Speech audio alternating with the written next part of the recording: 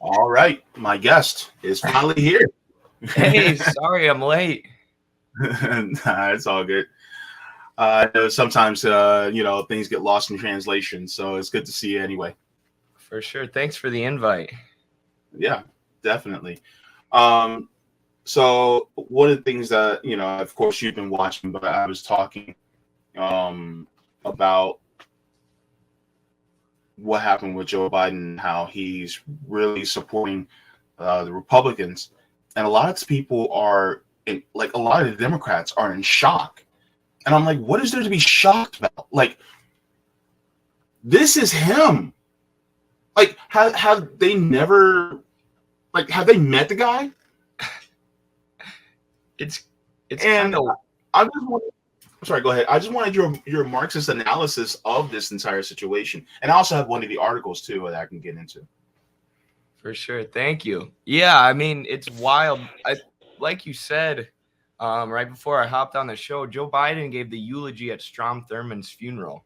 Like, this is not Mhm. somebody who's been. I mean, what people should do if they still think Joe Biden is the lesser of two evils or whatever is go back and watch the speeches Joe Biden was giving to Congress when he was arguing for these new crime laws, like the three strikes you're outlaw, harsher prison sentences, more strict incarceration rates and longer incarceration sentences for nonviolent drug offenders.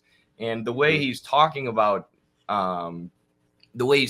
these laws is just the same fear mongering you hear from the most right wing bigoted Republicans. He's saying, if we don't throw these criminals in jail, then they're going to be on the street where they could hurt you or your family or your daughter, just fear mongering to try and get these harsher sentences passed. And then he now wants to act like a progressive leftist or whatever, now that it's more people are aware of how the prison industrial complex operates. Then it's absurd because he had a role in building the prison industrial complex. So the idea that this is going to be the guy who fights it, who takes down the prison industrial complex, is laughable. Like I said, just go watch the speeches where he's arguing for harsher sentences for nonviolent offenders, and it's clear as Mhm. day. Yeah, and so I have the article here as well. This article is out of the AP. It says Biden willing to sign effort to block new DC crime laws. And it begins, it says, as President Joe Biden said Thursday, he's willing to sign the Republican sponsored resolution blocking the new District of Columbia laws that would overhaul how the nation's capital prosecutes and punishes crime. In doing so, the president will be allowing Congress to nullify the city's laws for the first in more than 3 decades. Biden's willingness to do so, despite earlier opposition from his White House, is linked to growing concern over rising crime, both due to the nation's capital and across the U.S., and comes amid relentless criticisms from Republicans. And so the district lacks the same rights as that states have to make and amend laws, while Congress has allowed the city's residents some powers of home rule. It has retained veto powers over district government actions. District residents also do not have voting members in Congress. So basically, they're trying to have new laws that are a little bit more lax as far as their intensity regarding laws. And we all know that, Washington, D.C. is basically a black city. Like, let's be real. And so, I mean, the mere fact that, you have this going on in Washington, D.C., and now they want to continuously keep these intense crime laws. You have people in Congress that are looking at Joe Biden like, what in the world are you doing? We're just like, how's that moving Biden to the left? So Right. that's the way. Right. Biden's protecting the prison industrial complex that he helped build, the legal system that functions as a dictatorship of capital that he was instrumental in, building the foundation for. Like I said, in his early years in Congress there. It's so funny how the Democrats always cave to the Republicans on like the worst stuff. You know, the Republicans are saying don't send, or a lot of Republicans are now saying, you know, let's not fund this proxy war in Ukraine. Some of them, I know it's just rhetoric from the Republican politicians. They don't actually care about working people, but they're saying, you know, use the money we're sending to Ukraine on working people. And the Democrats like, no, you Republicans are crazy. But then when the Republicans are like, okay, we need to be tougher on crime. You know, we need to boost the prison industrial complex. The Democrats are like, oh, fine. Okay, we'll give you a little bit. You know, we'll do harsher sentences or whatever. So they caved to the Republicans on the areas where the Republicans seem to be the worst. And yeah, it's like you said, it shows how laughable this idea that we're going to be able to push Biden left is. He is, you know, the establishment. He's ingrained with the Democratic political establishment. He's part of this group of politicians who serve finance capital, leading the war effort against Russia and Ukraine that's sending so many people to their deaths and wasting so many resources. So, I mean, I'm honestly not surprised to see this. It's in Joe Biden's history. I mean, the only way you'd be surprised by this, I think, is if you've been fooled by MSNBC and the boutique leftists, as our friends at RBN say, who you know, portray Biden as being some progressive, when it's simply, if you look at his record, it's just not the case. Yeah, definitely. So one of the reasons why I wanted to bring you on is because I saw your call to action on YouTube, and I was just like, oh, snap. Okay. So of course, everybody knows that you're part of Midwestern Marx Institute, and they have been receiving some major censorship as of late. I think you guys have done 7 different TikToks accounts, and they've all been taken down by TikTok. If you can talk about that and explain to us what happened. For sure. I definitely appreciate you reaching out and giving us your platform to talk about it. Because, yeah, I just wanted to somehow get the word out there, because, you know, we take it on the chin being censored because it's happened so many times, and we recognize as revolutionary socialists this is going to happen. We're going to get censored from time to time, but it's still infuriating, you know, to just be censored when your message is reaching so many people on the most popular social media app in America, you know, which is what TikTok is right now, and they could just wipe it out, destroyed, you know, hours and hours of our work, of our content. So yeah, this is the 7th account that we've had permanently banned. We appealed a couple of the bans, the ones that they would allow us to appeal, and TikTok manually reviewed it and their decision and chose to keep our accounts down.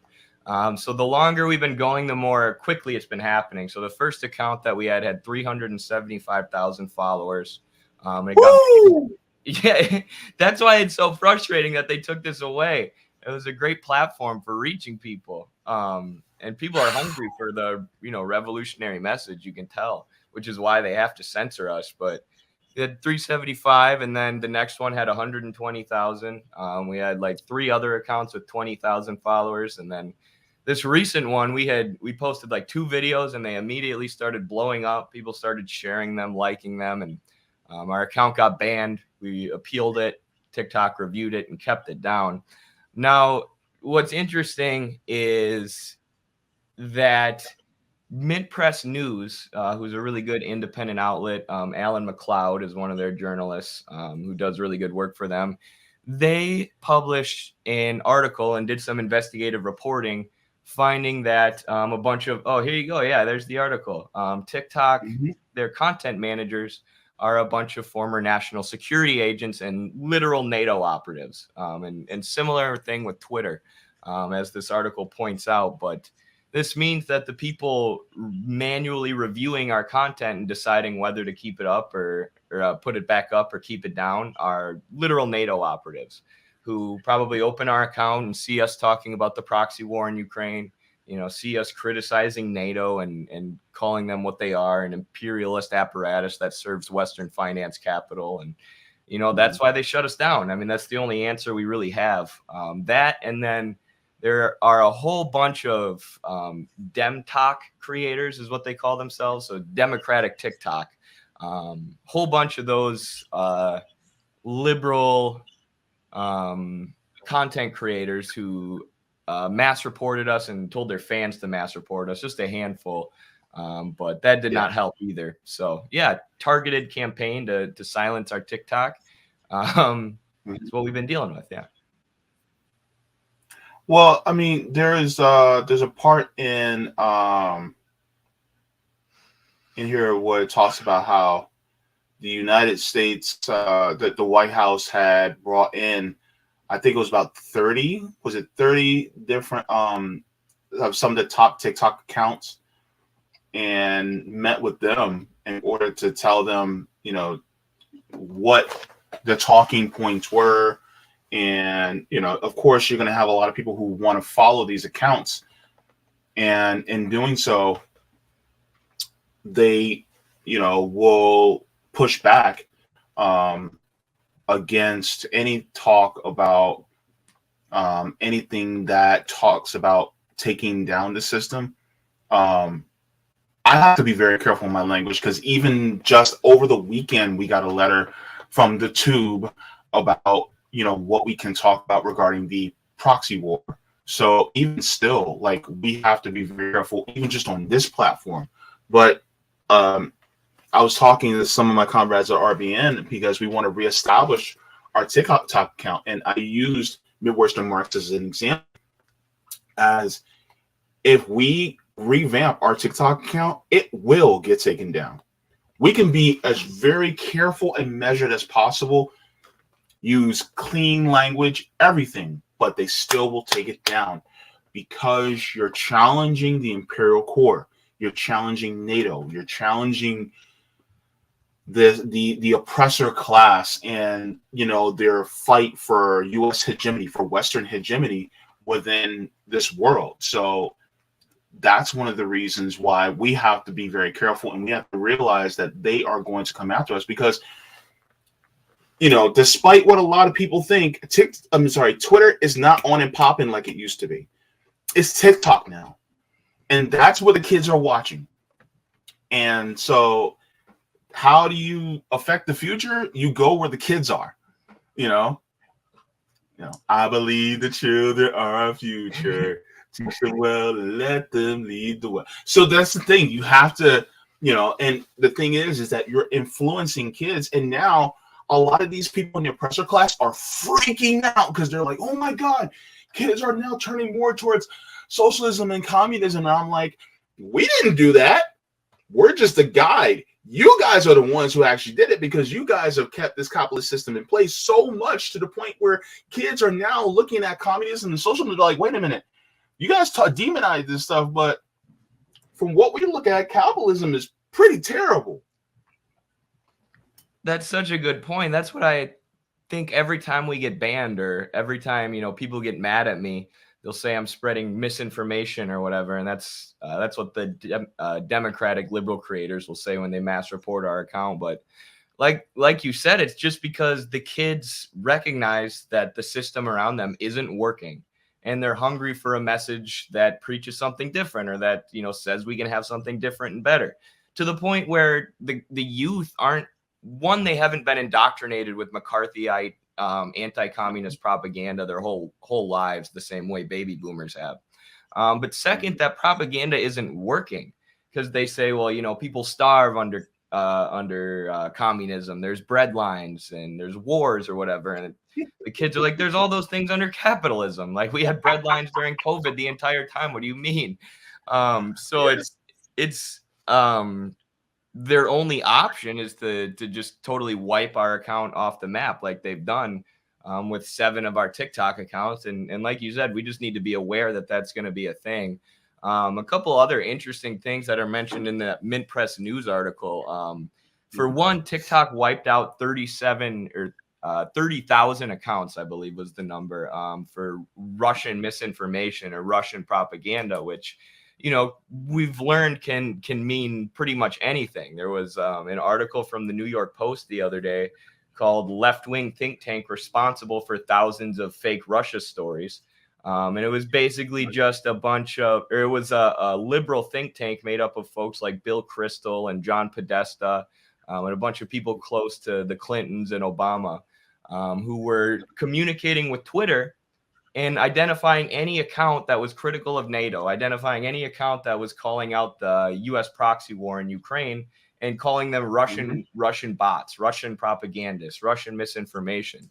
And they were working together with Twitter to get them to wipe out a bunch of accounts. And eventually Twitter said, no, the accounts you're giving us aren't even Russian misinformation. We're not just going to wipe out any accounts you want. But TikTok went right along with what NATO wanted. TikTok just wiped all these accounts off the face of the map, which was the face of the earth, which was probably the first time our account got banned. And then since then, NATO has sunk their hooks into TikTok as much as they can. But we're seeing this everywhere. We're seeing a concerted effort by think tanks and political actors and social media oligarchs, or really more an effort by the finance capitalists and the NGOs they control to control social media and control the algorithm and control what kids are seeing. So this is just another aspect of that. Yeah. It says here, who works on TikTok's trust and safety policy, is also an ex-NATO man. Copeland previously worked as a desk officer for NATO as well as for the Department of Defense. Between 2011 and 2021, he also worked for U.S. contractor Development Alternatives Incorporated, DAI, spending much of that time in Afghanistan. The DAI has long been accused of being a CIA front group, perhaps with some justification. In 2009, for example, DAI agent Alec Gross was arrested in Cuba and sentenced to 15 years in prison for spying, espionage, and his part in efforts to destabilize the government. So these are the type of people who are literally working for TikTok. And the thing is that, and a lot of times, you know, there's this thing that a lot of people are saying that, oh, well, we got to be careful on TikTok because on TikTok, the Chinese own TikTok, and they're talking about how, you know, we got to be careful because of China, and it's like all this anti-China rhetoric, and it's like, wait, TikTok isn't even owned by China. That's the crazy part. Like, wait, what are you talking about? Right. TikTok is owned by Oracle, I think it is. Yeah, and that was something that the U.S. government made them do. Like, I think TikTok in China is still owned by the Chinese company ByteDance, but then the U.S. said we're going to ban the app unless you hand over management of all your servers to this company in Texas, Oracle.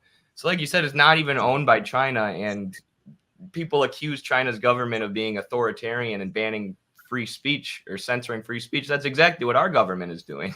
Our government forced TikTok to hand the management of their own company over to an American company so that NATO operatives could censor content because people like us were blowing up. So, you know, it's everything the U.S. Accuses China of doing. It always tends to be projection, something that we're actually doing in reality. Mm-hmm. Yeah, this is the article that you sent me from the New York Post. Says left-wing think tank responsible for thousands of fake Russia stories, the new Twitter files.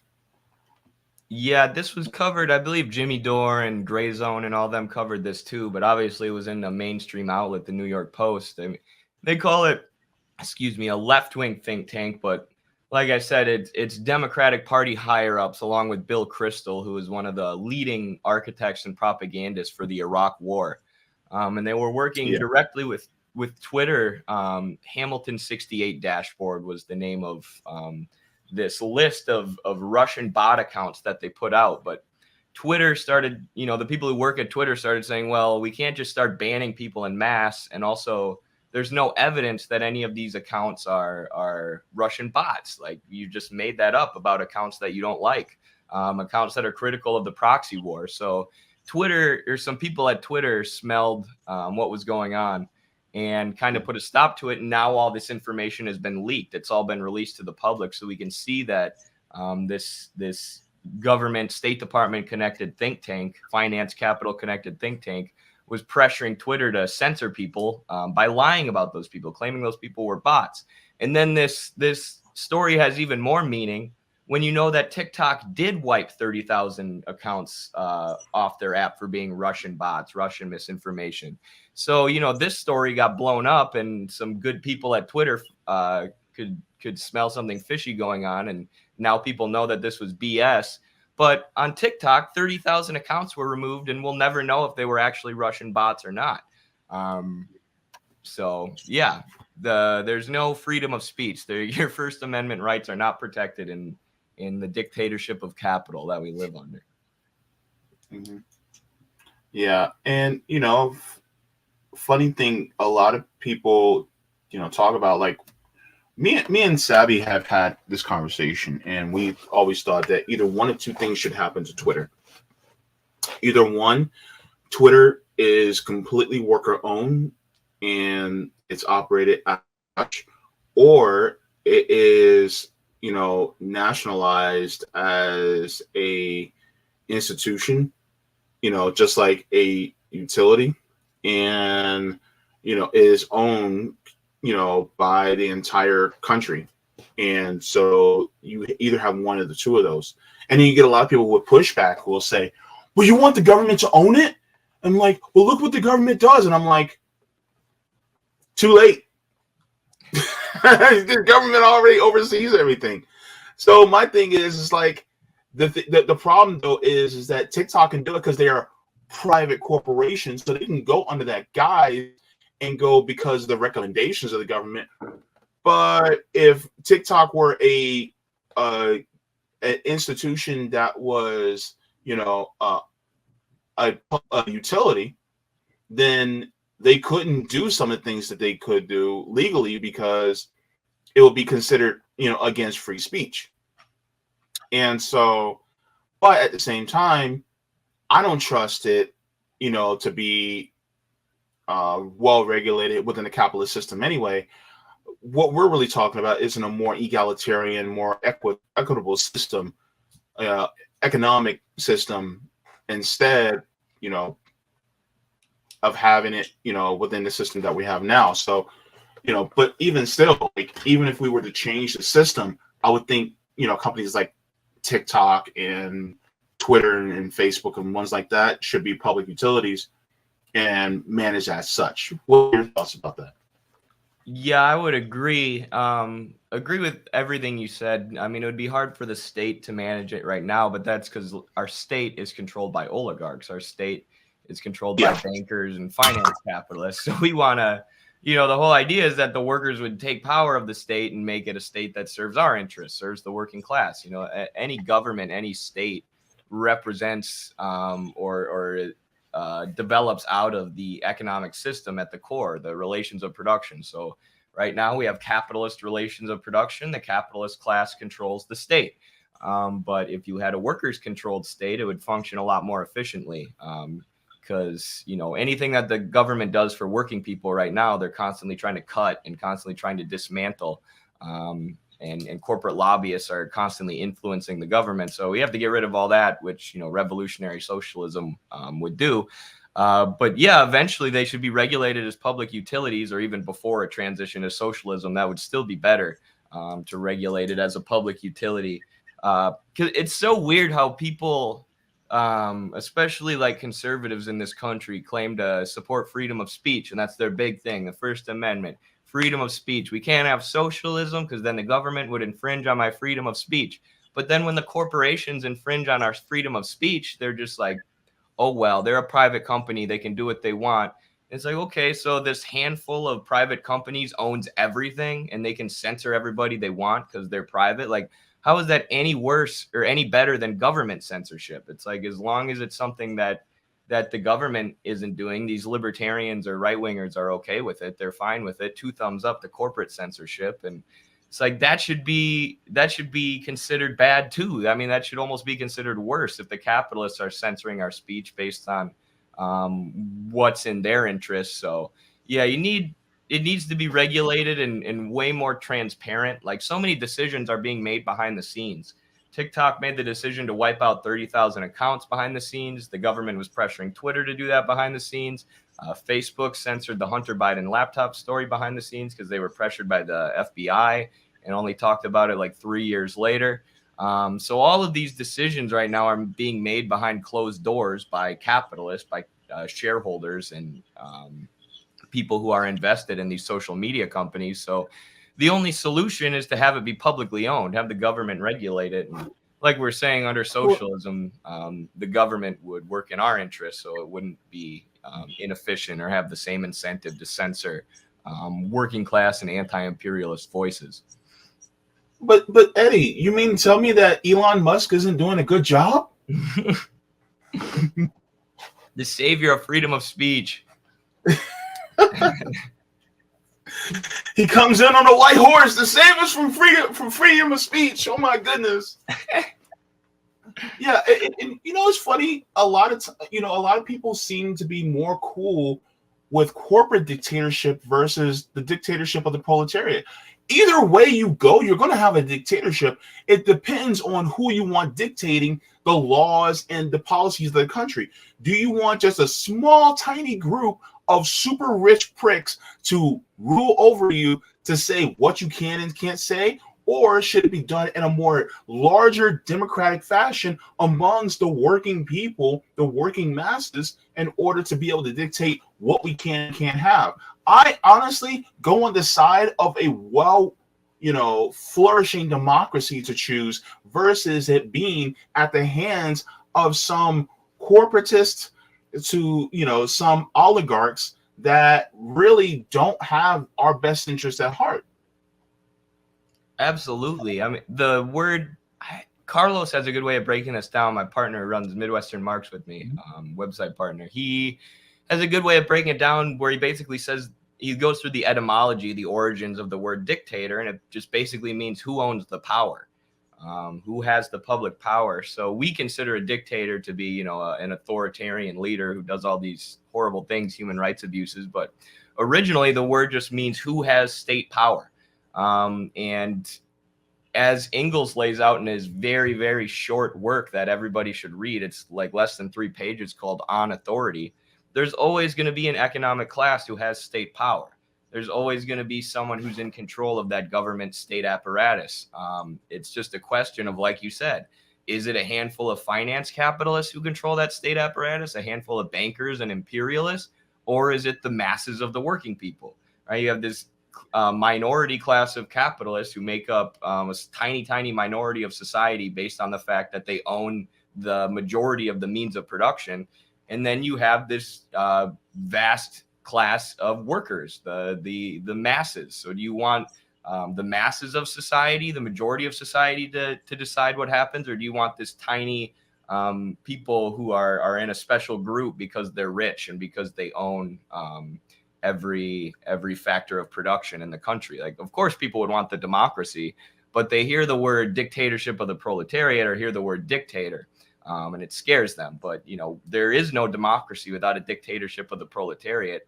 Because if you try and just move towards democracy, the capitalists will use the state authority to crush you. They'll crush the revolution using violence, using the police, using the military, whatever else. So if we don't seize that state apparatus, if we don't seize the authority and use it to build a democracy, they're going to use the authority to crush democracy. Mm-hmm. Sounds kind of different than some people who are now running for president wanting us to stay within the system, and all you got to do is just stay within these lines, and then once we stay within that system, then we can actually change things. And it's just like, no, I don't want capitalism with free healthcare, because guess what? It's no longer going to be free in about 20-30 years.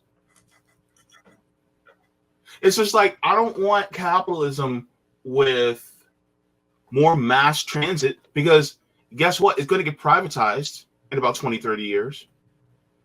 I don't want capitalism with, I don't want bridled capitalism within these confines, because like I said earlier, capitalism shakes off these bridles as much as it possibly can. And it's going to try to revert back to its original form. Look, Eddie, I know you're Gen Z and you're younger, but there was a show back in the day called Dragon Ball Z. Rome will love this because Rome is a Dragon Ball Z lover. But anyways, there was an enemy in Dragon Ball Z called Majin Buu, right? And Majin Buu was the... It's not Dragon Ball, but... I see you. But Majin Buu was the most dangerous when he got back to his original form, Kid Buu, right? What made him less dangerous was the fact that when he absorbed all the other Kais, Supreme Kais, then he became less dangerous, less potent, as it were. Take Kid Buu and replace it with capitalism. When capitalism absorbs some of the policies that are more worker-centric, then it becomes less dangerous. It becomes less lethal.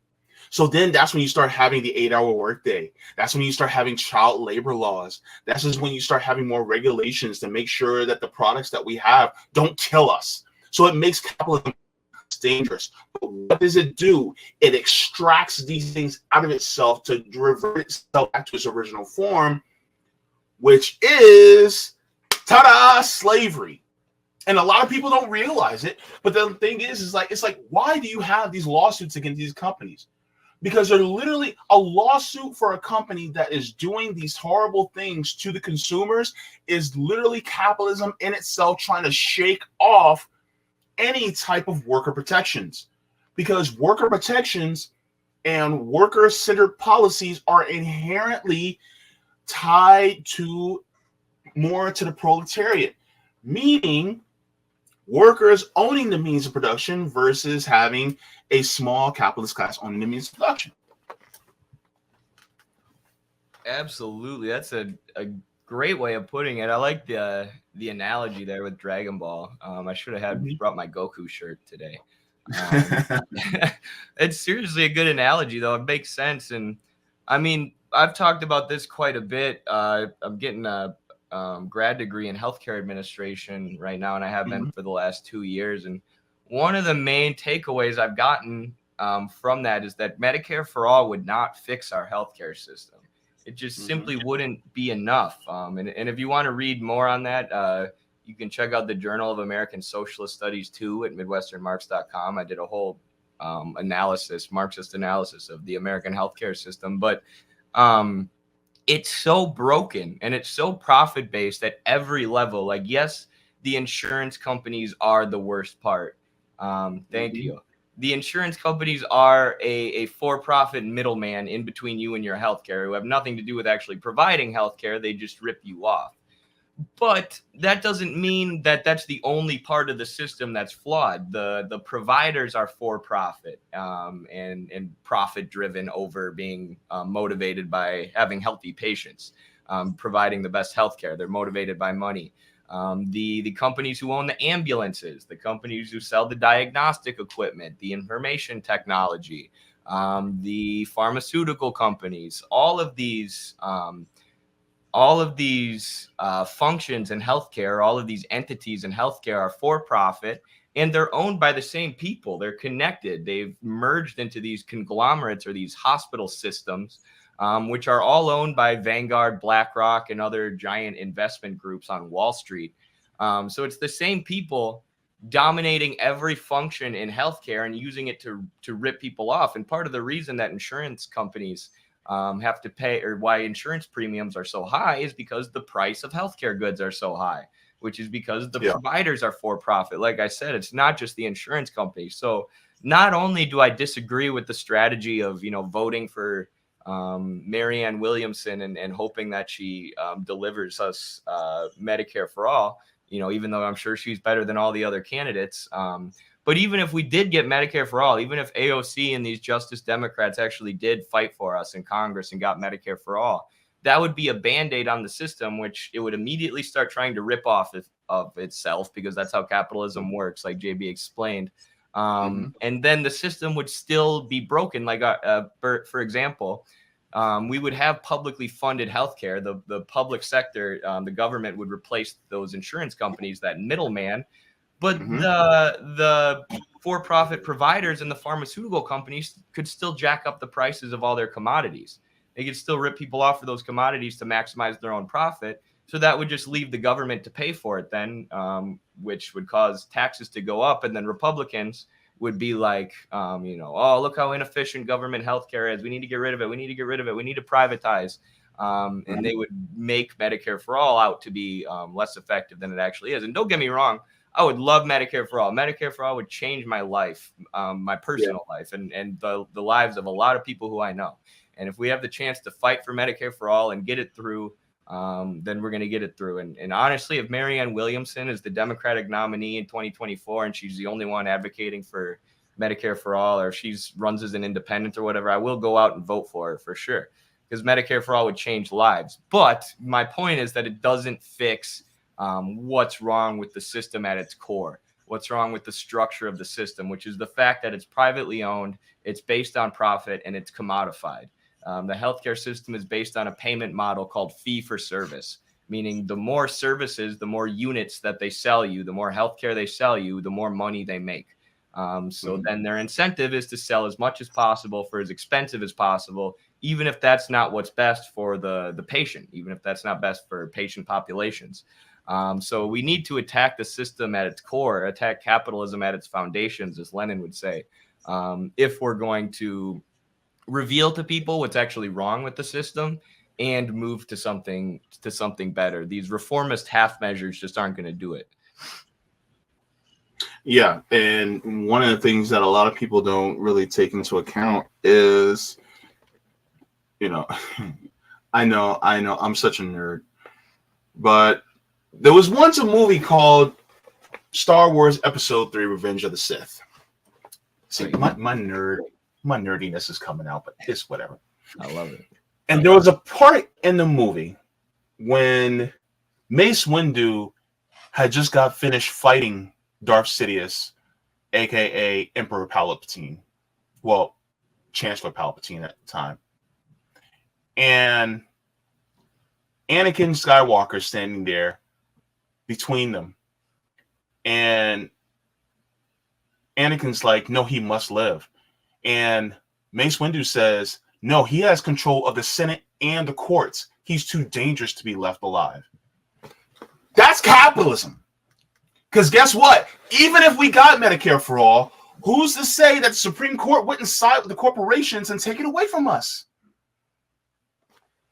It has control of the Senate and the courts. Capitalism's too dangerous to be left alive. So that's the thing that a lot of people don't realize, is that in order for us to really change the system, you have to change the courts. You got to change the system as far as the political system. You have to literally change you got to change the corporate system too. Like, all of that has to change.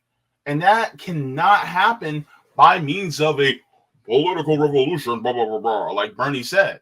Like, it really has to happen on a really deep fundamental level. Like, for instance, I'm reading on my channel, I'm reading the autobiography of Assad Shakur.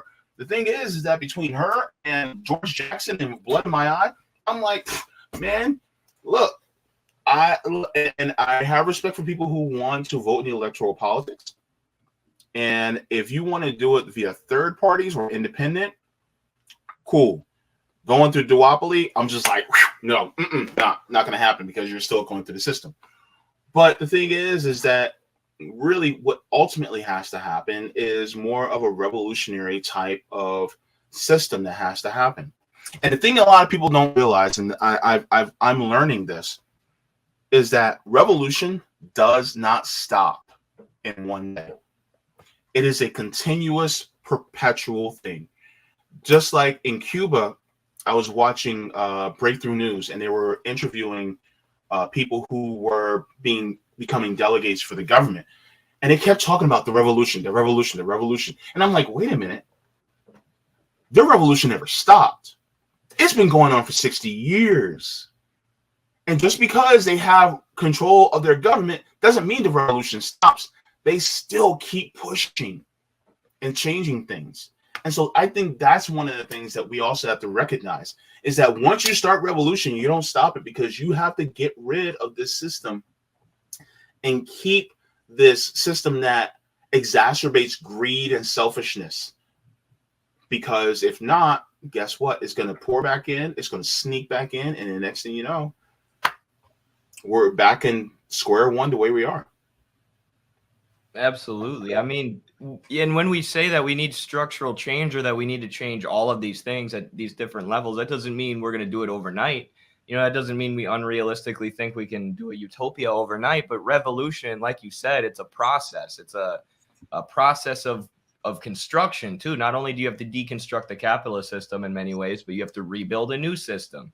And it's just, impossible for that to happen overnight. And this is what they've realized in Cuba and China and any socialist, existing socialist country.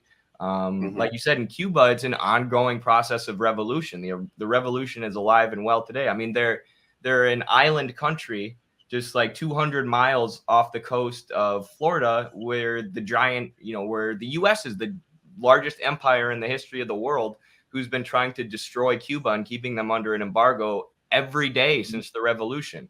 So if Cuba was just to shrug their shoulders and be like, we did it, revolution's over, they would be destroyed and they would be reverted to capitalism and, the plantation economy that they had prior to the revolution. The U.S. would be successful. It's a constant process of combating the bourgeois class, combating the return of capitalism and imperialism for these other countries. And that's what one of the main findings, or one of the main theoretical insights of Chinese Marxists has been the idea that class struggle continues under socialism, right? You can have the workers seize power of the state. Okay, that's great. But, there's still a capitalist class. So what do we do? How do we transition power and the means of production to the workers? Well, it's a process of construction that happens over a long period of time. In that period of time, you also raise people out of poverty. You teach people to read. You bring people health care. You make their lives better materially in every way you can, and consolidate support of the people like China. But class struggle still continues, and the development of China's system is ongoing, right? They still see themselves as being at a very low stage of socialist development. So I think it's important to understand revolution that way, and also understand, kind of going back to what we were saying at the beginning with your Star Wars analogy there, we need a grassroots movement. It needs to be a real structural movement from the bottom up, and revolution doesn't necessarily mean violence. I mean, we do need to be ready to defend ourselves from the bourgeoisie and their state that's going to try and kill us for doing revolution. But like in Venezuela, they haven't had a traditional revolution. It's technically electoral. They technically go through the ballot box. But, the people are organized in mass on the ground. So like in 2002 or 2004, when the U.S. did a coup of Hugo Chavez, the Venezuelan people got in the streets. They organized, they demonstrated, and they demanded that their leader be returned to power, to the point where the U.S. Had to return Hugo Chavez to power, and the coup failed. So to combat imperialism and to combat capitalism and actually build socialism, you need that grassroots level of organization. You need the people to be ready to go out and fight for the revolution, even if you're trying to go about it by less traditional Marxist-Leninist means, like Venezuela has, developing their own process of constructing socialism. Venezuela also tried to create the National Assembly, People's Assembly, so that they could change the way that their government operated and give people more input, give the masses more input. They also have this system of communes, where communes not only do direct democracy and make their own political and economic decisions, but they, have direct contact with the state, with the government. So there's all these ways in which they're trying to change the form of the state, trying to change the form of the government to a workers' government rather than a capitalist government. And all of that stems from mass organization at the grassroots level, mass community and workplace organizing. And I just think that's where we have to put our focus in the U.S., organize those workplaces, organize the community. Because right now, if, like, say we got a socialist candidate elected and then he was thrown out of office by reactionary forces, we wouldn't be able to do what Venezuela did. We wouldn't have the level of organization to where we call everyone up and we say, all right, hit the streets, guys. We're going to go out and demonstrate for the next week until they put our president back in power. That's what you need. At the very least, you need that level of organization and potential action, potential mobilization, which we don't have now, but we can build that. We can build that through building and developing revolutionary organs of power, working class organs of power. Well, yeah, I mean, you're basically describing one of the things that Kwame Ture actually talked about. Kwame Ture was actually very good at communicating that you need some type of organization in order to push for actual, revolutionary potential within the working class. Let me see. It was actually a good. It was actually a good speech. Well, it's really kind of short, and he talked about the importance of organization. Actually, I have it here, but this was wonderful. I love the way he said this. And here's what Kwame Ture said. I've told you it's a fact. If you look at history, I have known no great man or no great woman that didn't belong to an organization, not one. The American capitalist system was so confused, some of us, that we by ourselves can lead the people to their freedom. There's no such thing as Rambo or Superman. It exists only in Hollywood. Fidel Castro, as bad as he is, he needs a communist party, Cuba, to help direct him. V.I. Lenin, as rough as he is, he needed a Bolshevik party. Karl Marx was a great man, had to organize the International Working Men's Association. The Honorable Marcus Garvey saw clear and long, but he needed the Negro Improvement Association of the African Community Leagues. Patrice Lumumba was a great man, he needed organization. Harriet Tubman was a rough sister, she needed organization. Rosa Parks sat down so we can get up, she needed organization. Malcolm X so loved organization that when he left the Nation of Islam, he created two organizations, the Muslim Mosque Incorporated for Muslims and the African American Organization, spotted after the Organization of African Unity. Everywhere you will see the need for organization. Martin Luther King was a righteous man, but even he recognized the need for Southern Christian Leadership Conference. And while Nelson Mandela is known all over the world, he still has the African National Congress. Every brother or sister who truly seeks to advance the world must belong to an organization. We will not stop telling you.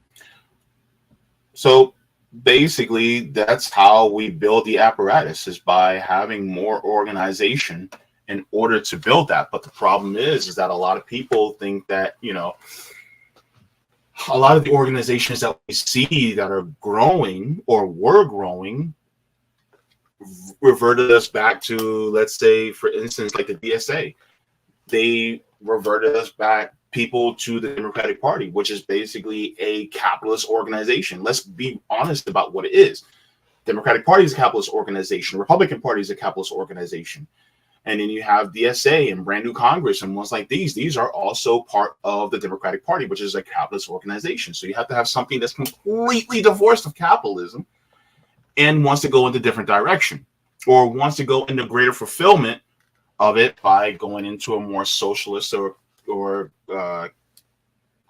communist direction. So having an organization like that is also very important. This is why Shama Sawant started, and launched Workers' Strike Back yesterday. And, this is why these organizations are so important. But the thing is that a lot of people, they don't join these organizations because either fear of the word socialism, or they really don't have time because of the way capitalists, make it so that we can't work.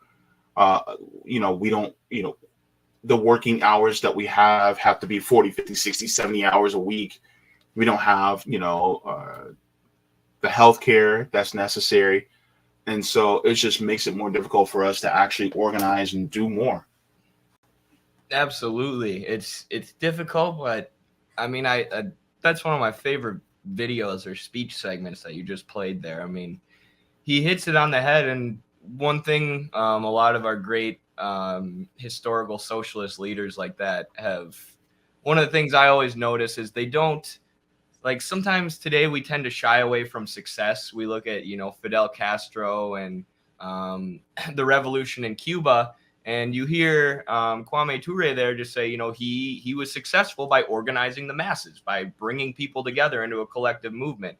Whereas like today, or I mean, in modern day, Bernie Sanders in 2016 and 2020 was like backing away from Castro's Cuba. Pete Buttigieg was like, you're a socialist, you want to be like Castro's Cuba. And Bernie's like, no. It's like, why not say yes? Yeah, I want to organize the masses. I want to organize the workers and bring healthcare to rural areas.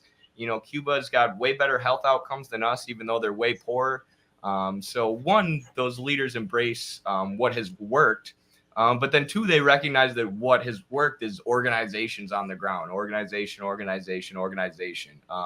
And that doesn't mean, there's no issues with organizations. That doesn't mean they can't be corrupted. But, the uncorrupted organization or uncorrupted Communist Party is one where the workers are active in it and the workers are involved in it, where you actually have working people who constitute this party, who make up the core of this party, or the working masses.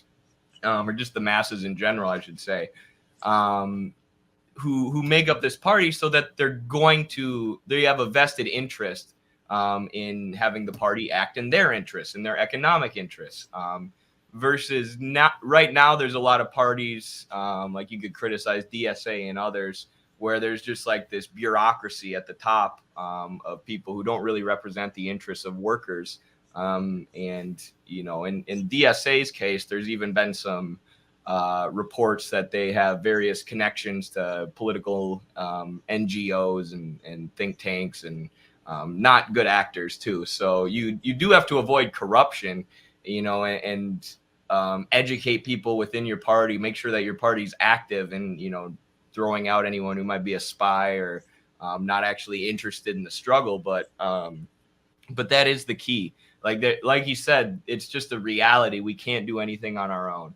We're going to need organization. We're going to need a party or parties. So, yeah, definitely.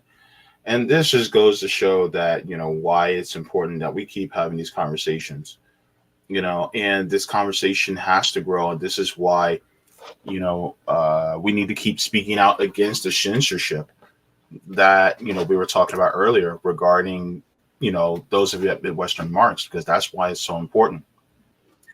And excuse me, the point is you're being censored because you're effective. That's the reason why. It wasn't because you guys said something wrong, because they couldn't even give you guys a reason that something was wrong, right? They couldn't give you guys a reason. Oh, well, you guys were saying something that was misinformation. There was no misinformation. You dotted your I's and crossed your T's. So guess what? What could they do? They could just ban you without any particular reason, because that means that the threat of their power actually worked, because you're literally educating the young minds of people as far as wanting to have a better future for themselves. And I think that is the power that you guys have. And that's, we're trying to do that here at RBN. We're trying to educate more people, especially younger people. We're doing a lot more on YouTube Shorts now. People have noticed. And so we're trying to also, do that on TikTok. But you're going to still keep having, these people and these entities trying to knock us down. But we have to keep getting back up and then, going to where the people are to educate them. So. Absolutely. That's the key. Just keep going, keep organizing, no matter what. Mm-hmm. Yeah. So, yeah, I just, dude, do you guys have another TikTok up yet, or are you guys still working on that? Still working on it. The last one literally got banned within like 2 days. So 2 days. yeah, we'll have another one eventually, but you can follow us on YouTube for now. We also do the YouTube Shorts and Instagram Reels also. Mm-hmm. Yeah, I see the Instagram Reels, and sometimes I put them in my Instagram stories too. Appreciate it. Yeah, because the thing is that the further reach they get, the better. If you guys are subscribed to Midwestern Marks, if you guys haven't, then the link is also in the description for their channel. But if you guys subscribe to them and also share even some of their shorts, because it's easy and small and digestible, that makes it a lot better. And so, people can get these little bites of, information, and then they don't have to sit through a long explanation, and it's better for them. So this is one of the reasons why I love, because you guys had on JT from Second Thought on, and one of the things I absolutely love about his videos, I'm trying to get him on, by the way, but one of the things about JT is that his videos are 15 minutes or less typically, and so because of that, it's so easily digestible. And to be honest with you, once you start to really learn about socialism, things like that, it's actually not that complex. I think people make it out to be more complex than what it really is. Mm-hmm. Yeah. Absolutely. It's almost like elegantly simple. And yeah, there's a lot of stuff like thrown out there. Like, if you support socialism, study economics, they'll say, you just don't understand economics, or, they'll try and treat anyone who's a socialist like they're just dumb. And like, it's just a moral position, as if there's no theory behind it, which is just not the case. And then when you start to learn about the theory, like you said, you realize how much sense it makes. And it's really fairly simple, especially if you're if you're a capitalist, it's going to be harder to understand. But if you're someone who's, been a part of the masses your entire life and has suffered under capitalism your entire life, the socialism makes perfect sense. Yeah.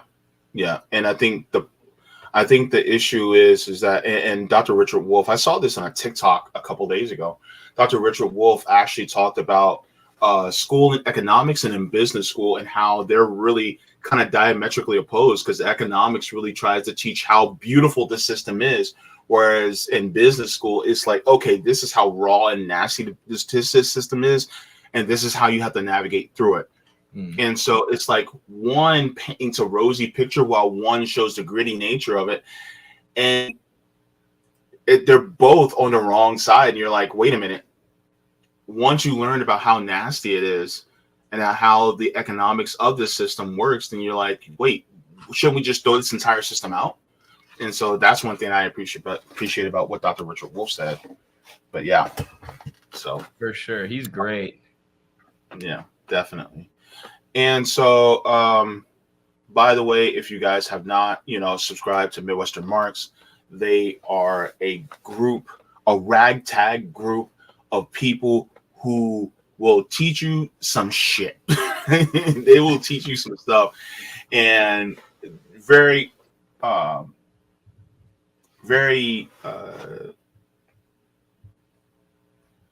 adept at teaching you these things. I had on Noah on my channel 3 or 4 weeks back, so that was great. And he's giving me some recommended reading lists to start on my Marxist journey. Right now he's started me on 3 sources and 3 components of Marxism, so nice. I'm trying to read that. So good. That was a great person to learn from when you're just starting out too. Yeah, definitely. So also, I know that you have I know that you're on Twitter, as well as Midwestern Marks is on Twitter. Any particular new things that you guys have coming up? I know that you talked about the Journal of American Socialist Studies, these books, but anything new besides that's coming up that you wanted to plug? No, I appreciate you letting me come on and talk about the censorship that we experienced recently. Yeah, this is our most recent print project. If people want to check out the journal, midwesternmarks.com. Anything we do will be, anything new that we have in the works will be posted about there, as well as on our YouTube, Instagram, Twitter. You can follow me on Twitter. Ed B. Liger Smith, I believe, is my or just Liger is my name on there, my nickname. So yeah, I'm trying to think if there's anything to plug. I don't think so. Just follow us on YouTube, I guess. But just really want to thank you for having me on, especially after we got banned like that. So. Yeah, and I hope that you guys get another one. And I know they're going to try to ban you guys, but I hope you guys get like a million followers before they do, so that you guys just blow up, because I think it's very important. And of course, I mean, there are some leftists on TikTok that had some disagreements with you, but ultimately, I mean, you know, for the most part, whatever disagreements, we can talk about that post-revolution. It's like, yeah, I get it, but the thing is that it's about the workers, you know, and the proletariat gaining the power so that we can be able to change our lives for the better. So I mean, we all agree on that. So for sure, there's also, to be fair, there's a lot of people who lie about what we actually believe, and then there are, to the point where there are people, leftists or socialists, who will believe those lies and then dislike us for a position that we never took. So that could be what happened also in certain cases. well, there are infiltrators. Yes. There are. Let's just be honest. So yeah. But yeah, so thank you so very much. And give my love and solidarity to everybody at Midwestern Marks, bro. It was so good to see you. For sure. Thanks, JB. And same to RBN. Solidarity with you guys always. Solidarity, man. Knock 'em dead. Bet. All right. Okay.